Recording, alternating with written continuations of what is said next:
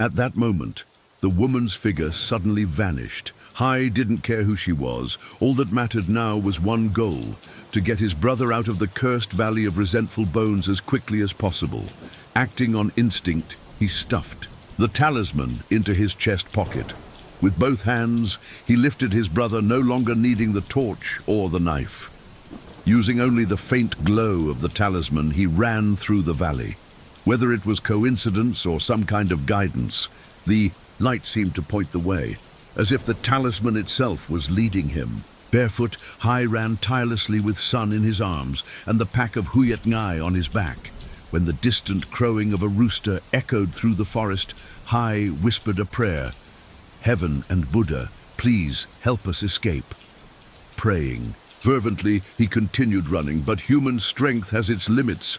Despite his vitality, Hai soon felt exhaustion set in. His legs gave out and he fell to the ground, calling out to his brother one last time, "Sun! Sun!" Sun's body was cold and his eyes were tightly shut. After a few moments, Hai himself lost consciousness from exhaustion and despair. When he awoke, he saw many people around him, murmuring among themselves. Gradually, he realized he was lying in a familiar house. Was it a dream? No. "I'm really home," he thought, relief flooding him. "Khan, when did you get back?" someone asked. Hai looked around, his heart pounding. "Where's Sun?" he asked anxiously. The elder from Mr. Mok's family looked at him sadly. "Sun, he's gone." Hai's body froze, disbelief coursing through him. "No, that's impossible. You're joking, right? Sun can't be gone." The elder continued, "When your brothers went into the valley, I waited, but by the 4th day they hadn't returned, so I went with some young men from the village to check. When we reached the second mountain, we found the 2 of them, lying on the rocks below. You were unconscious, but Sun, he was lying right beside you. His body was stiff, showing no signs of life, with a severe wound on his head. We brought both of you back immediately.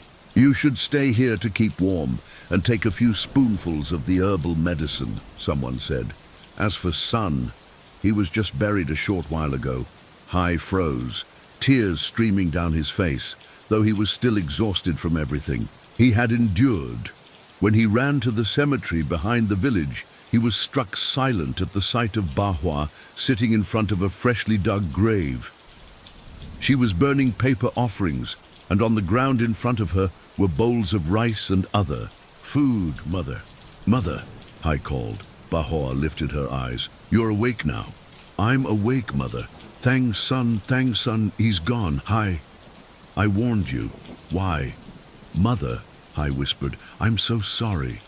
At that moment, Mr. Mok arrived, leaning on his staff. He stepped closer and spoke in a low, sorrowful voice. "Hai, I want to hear from you. What really happened? Why did you and your brother fall into such a trap?" Hai recounted the events. Mr. Mok sighed deeply. "By the heavens! I never imagined that spirit was so cunning. It deceived you both, creating illusions. Just when you called out each other's names, it took Sun's soul. You should have shared the same fate, but the talisman protected you."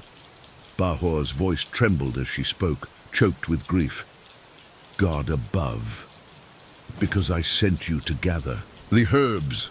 Sun had to die. Why didn't I die instead? Why am I still alive when my son is gone?" She swayed toward a nearby rock, almost collapsing.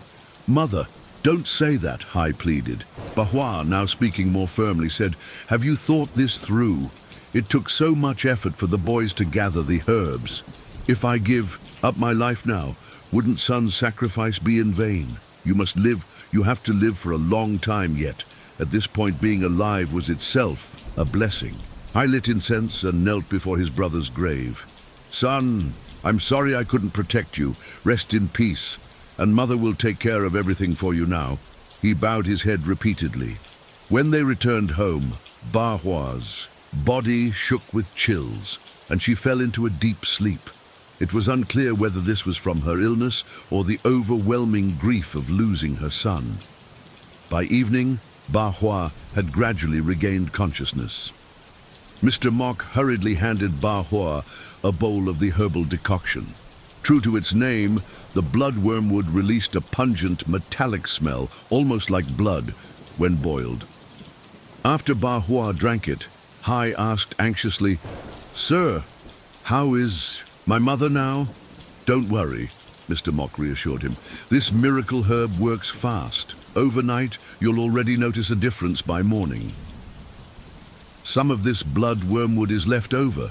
Take it and try planting it. If it grows, the villagers will have a means to save lives in the future." "Yes, sir," Hai replied. "As long as Mother recovers, that's enough." "Oh, and the talisman I gave you, do you still have it?" "Yes, it's right here." Hai reached into his jacket pocket and took out the talisman, handing it to Mr. Mok. "All right, I must be going now. Rest tonight. If you feel weak or in pain tomorrow, come over and I'll give you treatment." "Yes, sir." Once Mr. Mok left, Hai closed the door and sat by his mother's bedside. Ba Hua's eyes remained closed, as if she had not yet fully awakened. Looking at his mother, Hai couldn't help but recall his younger brother, Sun, and the grotesque smile on his face when he jumped from the waterfall. It was a memory he would never forget. Time passed slowly. By midnight, Hai could no longer sleep. He alternated between watching over Ba Hua and tending the fire to boil water for tea. Never before had Hai felt such emptiness and cold staying at home. He remembered how he and Sun would roast corn together or sip a few cups of rice wine, but from now on, such moments could never be recreated. Hai was lost in these memories when he suddenly heard a voice calling from outside. Startled, he realized it sounded like his brother's voice, and for a moment he thought he was imagining it. The voice rang out again. "Hai! Hai! Open the door. I want to see Mother. Hai!" Hai jumped up, grabbed a burning torch, and cautiously moved toward the door. As he got within a few steps, the voice called again. "Hai, it's me, son, your brother." "Impossible. How can this be?" Hai whispered, stunned. You were dead. I thought I lost you." "Why are you thinking like that, Hai?" Sun's voice trembled. "Please, answer me. I'm so cold, so hungry." Hai's heart pounded violently, as if it would leap out of his chest. His hands still gripped the torch tightly, while the wind outside began to pick up. Sun's voice echoed, desperate and weak. I'm starving, so cold. Can we go eat, Hai?" Hai felt torn. Part of him wanted to open the door, overwhelmed with longing for his younger brother, but another part of him knew Sun had already died. He didn't know what to do when suddenly the outside grew silent. No calls, no voices. Hai closed his eyes and whispered a prayer to Sun. "If that was really you just now, I'm sorry.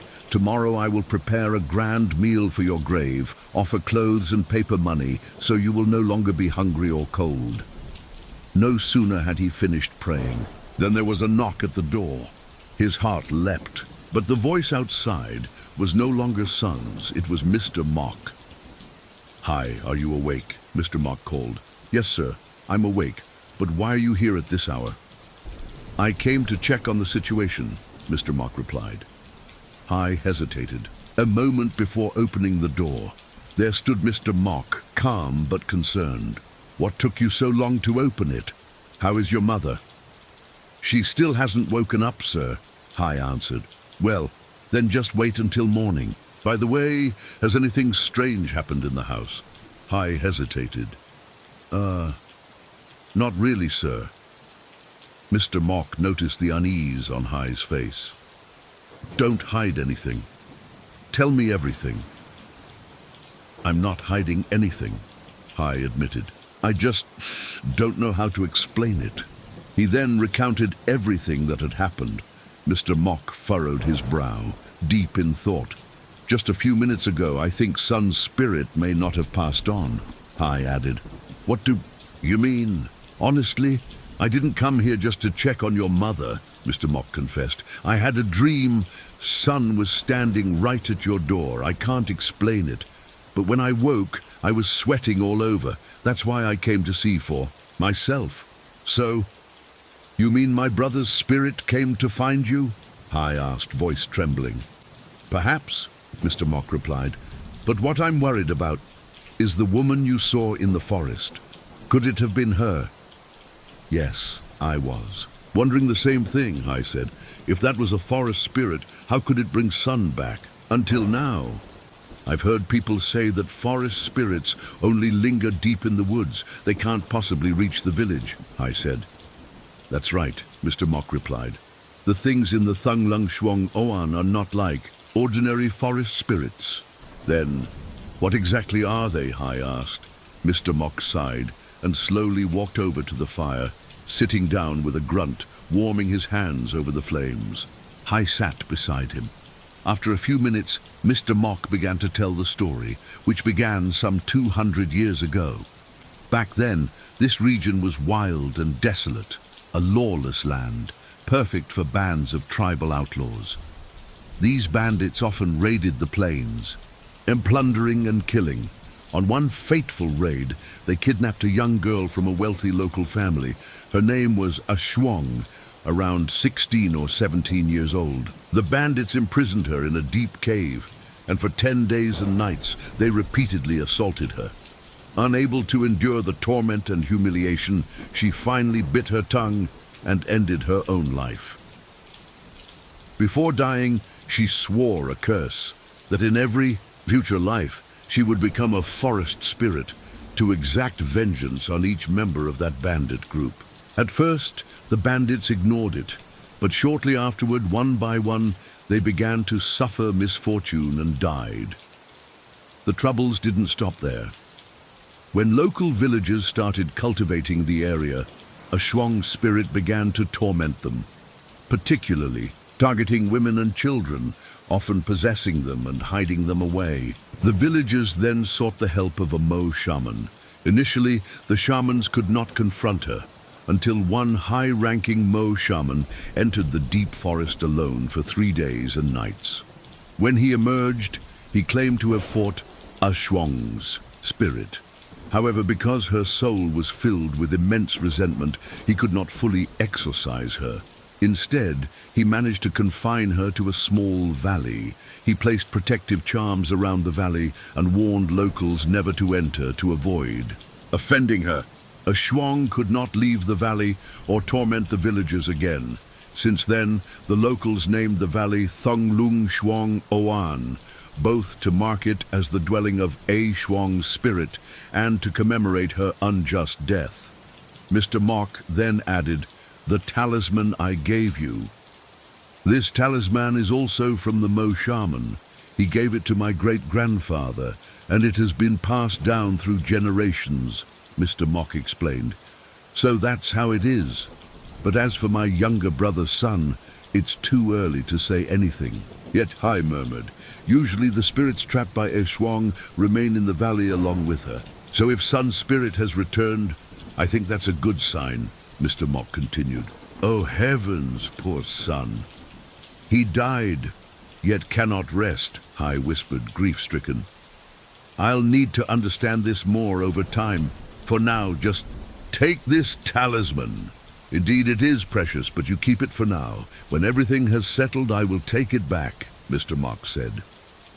Hai accepted the talisman, bowing and thanking him once more. After the conversation ended, Mr. Mok lit a torch with a stick, leaned on his cane, and started to leave. "If Ba Hoa feels any pain or discomfort, come find me immediately." "Yes, sir," Hai replied.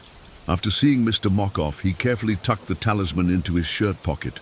That entire night, Hai stayed awake, lost in thought, about his mother and especially his younger brother. Outside, occasional gusts of wind swept through, bringing cold and a faintly eerie feeling. By early morning, Ba Hoa finally woke up. Though still pale, her condition had improved significantly. Hai quickly approached. "Mother, how are you feeling?" Ba Hoa placed her hand on her chest. "I slept well. No more tightness in my chest." "That's good," Hai said, relieved. "The medicine really works." "But Hai, Mother." Ba Hoa hesitated. I dreamed of Sun. He looked so pitiful, his body dirty, shivering from cold and hunger. You should prepare some food to offer him. I know, Mother. I was planning to cook some chicken for him. He loved chicken when he was alive. I'll pick the fattest one from the coop, Hai replied. Hai nodded, and while he prepared the meal, Ba Hoa gathered what little clothing was left of Sun's to later burn at his grave. By around 7 a.m., the sun rose high enough to cast warmth, partially lifting the gloomy and cold atmosphere. But things were not so simple. When mother and son reached the cemetery, a shocking sight met their eyes. Son's grave seemed almost disturbed, the soil dug up, partly because it was in a remote area. Because the family couldn't afford a coffin, Son was simply wrapped in a mat. But now, both the mat and the young man's body were exposed, with a few crows circling overhead as if ready to swoop down and peck. Witnessing this, Ba Hoa could only gasp and then collapse unconscious onto the ground. Hai, too, fell to the earth, equally stunned and distraught. The commotion startled the livestock, creating chaos in the area. It took some time for everyone to calm down. They hurriedly brought Ba Hoa back home. When Mr. Mok and some villagers arrived at the burial site, everyone was horrified. At first, they thought some mischief makers had disturbed the grave. But on closer inspection, the dug-up soil appeared to be pushed up from beneath, not tampered with by human hands. People began whispering among themselves. Then Mr. Mok turned to Hai. Hai, you cannot leave it like this. You must perform a small ritual and then cremate Son's body. Only after cremation can you properly proceed with the burial of his remains. At this moment, Hai felt utterly helpless. Following Mr. Mok's instructions, he watched as the fire slowly consumed his brother's body. Tears streamed down his cheeks. Why must you suffer like this, son? Even in death you cannot find peace, he whispered. By the late afternoon, Ba Hoa finally regained consciousness after taking more restorative medicine from Mr. Mok. She asked vaguely about her son, but Hai, not daring to tell her the full truth, only said that some cattle had disturbed the grave. Time passed, and as evening fell, Ba Hoa finally rested. As for Hai, he was utterly exhausted, both physically and mentally. He had gone more than a day without sleep. Just earlier, he had tried to rest, only to dream that he was standing beneath the waterfall, seeing Sun from above. A scene that haunted him deeply. By midnight, the water in his kettle had run dry. Hai cautiously refilled it with hot water. Then he heard steady knocks on the door, accompanied by a familiar voice. Trembling, he opened it. "Son, is that you?" Hai stammered. "Yes, it's me. Please open the door. I'm cold and hungry," came the voice. But Hai's heart sank. "Son, you're gone. You're dead." The voice of Sun changed instantly, no longer the gentle tone from earlier, but sharp, almost reproachful. "Why did I die? It should have been you. You were the one who was supposed to die." "Son, what are you saying? I tried my best to keep both of us safe," Hai replied. "Safe? No. Fate had intended for you to die. I hate you. You must give your life to me." The voice of Sun continued. "A Zhuang told me that if you don't sacrifice yourself for her, I will forever be trapped in the Valley of On Bones. I can never escape. You must give your life to me, or I will become a ghost like a Zhuang, and come for both you and our mother." Sun's voice became more desperate. Hai wanted to run out, but he felt a burning sensation in his chest. Or rather, the talisman on his chest was glowing. Outside, he could hear sounds resembling growls and wails. "Damn it, throw the talisman away, it hurts," Sun screamed. But of course, Hai could not obey his brother. Hai gripped the talisman tightly as the wailing and shrieking continued for more than 10 minutes. Then everything abruptly fell silent. Not knowing what to do, Hai hesitated until Ba Hoa finally woke up. She looked around, alarmed. "Son! Son!" she called out. Hai hurried to his mother. "Mother! What's wrong?" I just saw Son. He came back." He looked terrifying. His body was covered in blood, and his eyes were red. He said he wants to take you and me with him. He doesn't want to be alone, Bahua said in a trembling voice. Hai didn't know what to say in response. Mother and son sat in silence until dawn.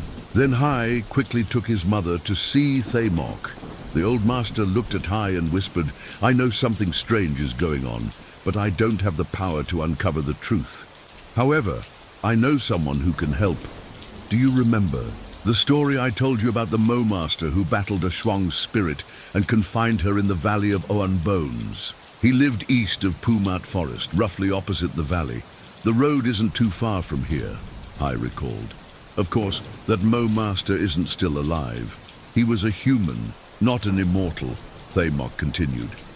But if I remember correctly, about 20 years ago, I had business there and met a Mo Master named Thai Luang.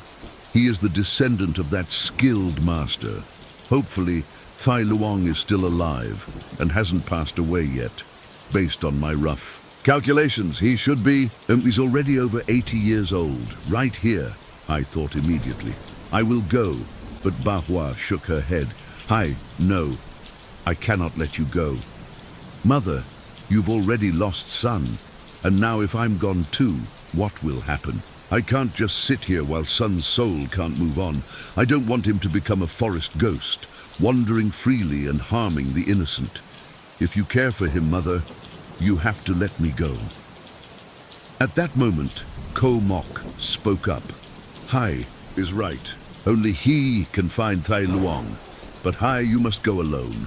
The journey will be dangerous. You will face many difficulties. You could even be disturbed by both Sun and Ah Shuang. One moment of distraction, and you may never return. On the other hand, if you stay here after a few days, Sun's spirit may return to the valley of Oan Bones and merge with a Shuang as a ghost, never coming back to the village again. No, if Sun cannot move on and becomes a forest ghost, it won't be right for anyone. Don't worry, Mother. I will find a way to bring my brother's soul home, Hai said firmly. Bahua choked back tears, but knew there was no other choice. From that day, Kumok came by to give Hai a few items for the journey. Besides the map, there was a compass and several coins. The old master explained, "This compass is not just for navigation. It is an yin-yang compass. It has talismans inscribed inside. If you feel lost, use it. It will point you towards safety. The coins are spirit world currency. You can use them depending on the situation. Everything I've given you is meant to help you on this journey." "I hope your journey will be safe," Kumok said. "Thank you, Master," I replied, heading to the kitchen where Bahua was packing some food for him. She carefully placed some rice and dried provisions into a bundle for him to carry. Hai whispered, "Master, I have one favor to ask." "What is it?" Kumok asked. "If I do not return, please watch over my mother for me." "Don't worry," Kumok replied. "I will not let Bahua be alone, and the villagers here are kind-hearted. They will help as well. Just remember the instructions I gave you at home and pray for protection from the earth spirits." Hai nodded, gratitude clear in his eyes. Though he didn't feel sleepy, he tried to rest, knowing that tomorrow's journey would require immense strength and determination. Hai could not rest, because images of Sun kept flashing in his mind, accompanied by reproachful words. He decided not to think any further. Checking his belongings one last time, he packed them into a small bundle. Bahua had carefully prepared some cooked rice mixed with sesame and salt, and reminded Hai that if the journey became too difficult, he should return. She could not bear to lose him too, not after losing Sun. "I understand, Mother. Don't worry. I will go, and I will come back," Hai said. By 7 a.m., he slung his pack over his back and began his journey. Following the guidance of Kumok, he first took the right path heading east into the dense forest. At a fork in the trail, Hai looked west, the direction he and Sun had gone in search of herbs before. A wave of nostalgia and sorrow hit him, but it also renewed his determination. He followed the narrow trail northward, Near the end of the first day, Hai stopped at a relatively flat clearing beside a large rock and a few ancient trees and took some time to set up camp. By the time he finished, the sun had completely set and he lit a fire. Memories of his past journeys with Sun came flooding back. Hai wondered if Sun's spirit would appear tonight. Fear gripped him, fueled by the reproachful words he imagined. From his deceased brother, sitting for a while, exhaustion overcame him. After only a few hours of sleep over the past 3 days, he finally decided to lie down for rest. Hai lay there for an unknown amount of time until the cold cut through him unbearably. He opened his eyes. It was still dark, and the fire had burned out without him noticing. As he clumsily tried to relight the fire, a loud sound reached his ears, like drums and bells, even trumpets. These were the sounds of a wedding procession, a wedding procession. At this hour, Hai thought he must be dreaming. He pinched his face lightly to check, but the sharp pain confirmed this was real. From the distance, he saw flickering torches and lanterns. It was indeed a bride's procession. As the group drew closer, Hai quickly stepped out of his tent. I stopped in his tracks, and someone stepped forward asking, "Who are you? Why are you setting up a tent here?" "Ah, I'm traveling east through the Pu Mat forest to look for a person named Thay Luong. I just stopped here to rest," I replied. "Oh my, you can't stay here. There are many wild animals and snakes around. It's not safe," the man said. "But if you must, you can come stay in our village." "Where is everyone in the village?" Hai asked. "About a kilometer ahead. We're in the middle of a wedding procession, bringing the bride home. We haven't eaten yet. Would that be too much trouble for everyone?" I asked. "Trouble? No, you'll just stay for one night, right?" "Yes, that's correct," Hai answered. "All right then, come with us. If you want to stay at someone's house, you can," the man said. Hai felt relieved and quickly packed his things following the wedding procession. After walking a little, Hai's curiosity got the better of him. "Sir, why is the procession so late?" "Don't ask. It's because the village elders consulted the spirits to pick the date. Sometimes it ends up being very late at night. But we have to follow it," the man replied. Hai quietly observed the bridal palanquin being carried ahead. Inside must be the bride and groom. According to local custom, after taking the bride from her family, they ride in the palanquin to the groom's home before stepping down. After more than half an hour, Hai finally reached the village. From the outside, it was small, only about 10 houses. In the center was a large bonfire. It seemed everyone had prepared thoroughly for the wedding. Hai wasn't overly concerned with the ceremony itself, but was pleased to have a place to rest for the night before continuing his journey. A man approached him carrying a bowl of white wine and some grilled meat. "Are you the young traveler?" "Please, have some with us," the man said. "Thank you, sir, but I must decline. I have to leave early tomorrow," I replied. "Don't worry, just a little. You came all this way, so consider yourself our guest. A little wine, a bite of meat, it won't cost you anything," the man insisted. Hai nodded in agreement. "Is the wine good?" he asked. "Very good," the man replied. "Eat the meat, have a short rest, then continue your journey." The man said a few more words and left. Hai felt a small sense of comfort, but the feeling didn't last long. Suddenly, he felt a heat in his chest. Of course, it was the amulet glowing, but why now?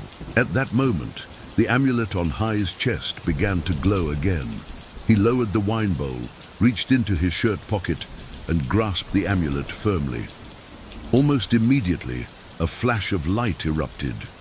Hai was stunned to find that the surroundings had completely changed. The village and the wedding were gone. He now stood inside a dark cave. The bowl of wine had turned into a black liquid, and the grilled meat had been replaced by a skewer with a roasted rat. What is this? Hai thought. He realized that he was being deceived again, just like before.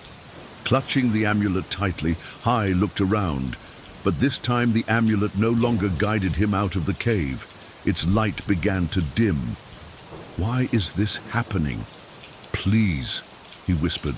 Then, echoing laughter and voices rang out from the darkness. Who's there? Hai called. I am the master of this cave, a voice replied, but I will not harm you if you respect this place. Do not create trouble or speak disrespectfully. But why are you testing me? Hai asked. Because you are lucky to still have your life. But now, if you wish to escape, you must offer something, perhaps a gift. No, I cannot stay here, Hai said, panic rising. Then he remembered the silver coins in his backpack. Hastily, he pulled them out. I have this. Can you take it and spare me? Immediately, the coins glowed brightly. You are fortunate, the voice said. Leave them on the ground, then follow the left path to exit the cave. I could capture you, but go now before I change my mind. I quickly dropped the coins and ran, clutching the amulet in one hand and holding the compass given by Ku Mok in the other. After running more than 10 meters, he finally emerged from the cave. The echo of sinister laughter still followed him, but he did not dare to stop. Using the compass to navigate, he pushed through the dense forest. Finally, the distant crowing of wild roosters and the dim morning light signaled safety. Exhausted, Hai collapsed, utterly drained. But then familiar voices rose once again. Hai, return my life to me. Return my life. Hai recognized the voice. It was Sun. Fatigued beyond measure, he could only whisper, Sun, you want to... You can take my life, Sun's voice demanded. Hai could only whisper those words before collapsing, almost losing consciousness, as if he were back at the waterfall in the Valley of the Wronged Bones. He sensed a presence nearby, a shadow beside him. It was a Shuang, the girl who had died unjustly. She stared at Hai, her lips curled into a sinister, eerie smile, as if eagerly awaiting his death. Hai, exhausted and despairing, felt like giving up, closing his eyes, as if life and death no longer mattered. But almost immediately, he felt a sharp pain in his shoulder, which made him spring awake. To his surprise, he was lying on a bamboo mat in an unfamiliar setting, everything around him hazy and indistinct. Muttering to himself, he asked, Where am I? Am I dead? Not yet. You're very much alive, a hoarse voice replied. Hai looked up and saw an elderly man with silver hair. Don't worry, I'm not a spirit or a demon. I'm a human, the old man said. Realizing something, Hai instinctively checked his shirt pocket for the amulet, only to find it missing. Panic surged through him as he scanned the surroundings. The old man stood and said, You're looking for this? It's mine. No, it's yours, Hai asked, surprised. When I found you, I feared the amulet had been lost, so I held on to it. Now that you've woken up, I'm returning it to you. Hai quickly took the amulet and held it up in front of the old man. It did not glow, but the old man chuckled at Hai's gesture. Let me tell you, the old man said, this amulet is not something just any spirit can use. I know many spirits with strong powers, and this amulet is only effective against them. You need to understand this. Of course I know, Hai replied. This is a talisman made by my family, the man said. I am Thay Luong. I'm not sure if I'm the person you were seeking, but my name is Luong.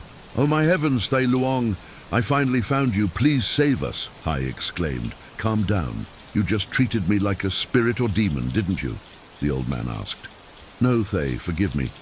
I was blind with fear, Hai said. Why forgive? Why did you seek me? And why bring the amulet and the spirit-compelling compass? Thay Luong asked. Hai, still containing his emotions, began to recount everything that had happened. Thay Luong listened, his expression growing serious and contemplative. I began recounting to Thay Luong. Long ago, my great-grandfather performed a ritual to contain a vengeful spirit in a valley in the western Pumat region. Thay Luong listened intently. But your story seems unusual.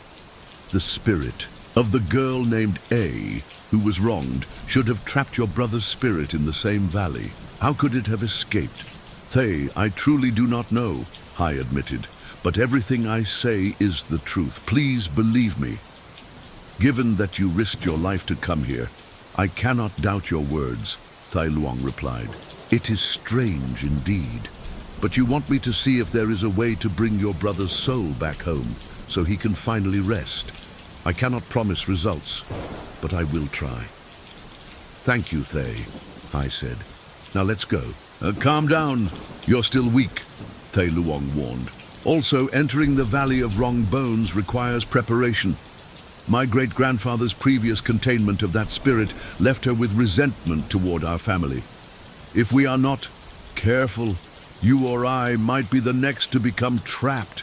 Hai felt a shiver of fear, but didn't dare rush Tai Luong. That night he watched the old master stay up, seemingly awake the entire night, preparing his talismans and charms.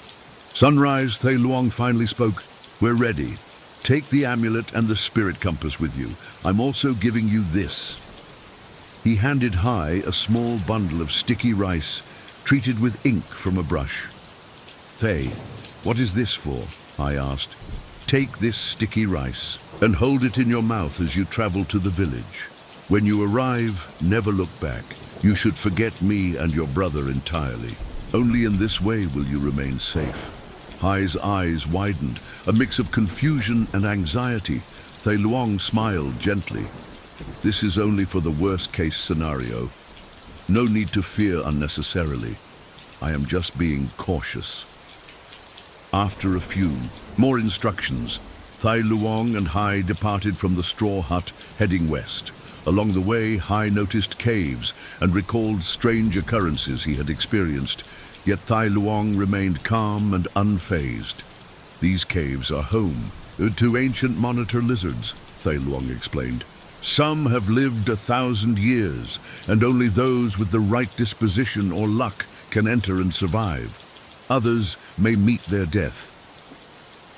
Hearing this, Hai felt a mix of awe and apprehension, but tried to maintain his composure. Hai smiled wryly and continued moving forward. After nearly 2 days of travel, the two finally stood before the entrance to the Valley of Wronged Bones. Hai held a torch, leading the way, while Tai Luong followed behind. Hai felt a deep respect for the old man. Despite his age, he moved through the forest with the strength and agility of a young man, navigating even the most treacherous paths without any assistance. As they ventured deeper into the valley, a cold chill ran down Hai's spine. From both sides, eerie moans echoed, sending shivers down his back. He kept glancing over his shoulder to check if Tai Luong was still behind him. Each time, however, the old master was right there, giving him a sense of security. After 2 hours, Hai and Tai Luong finally reached a small clearing with a lone tower, marking the resting place of Sun. Emotions overwhelmed Hai.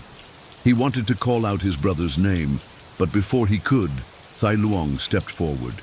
The old man took items from his ritual bag and arranged them carefully, instructing Hai not to light the incense yet.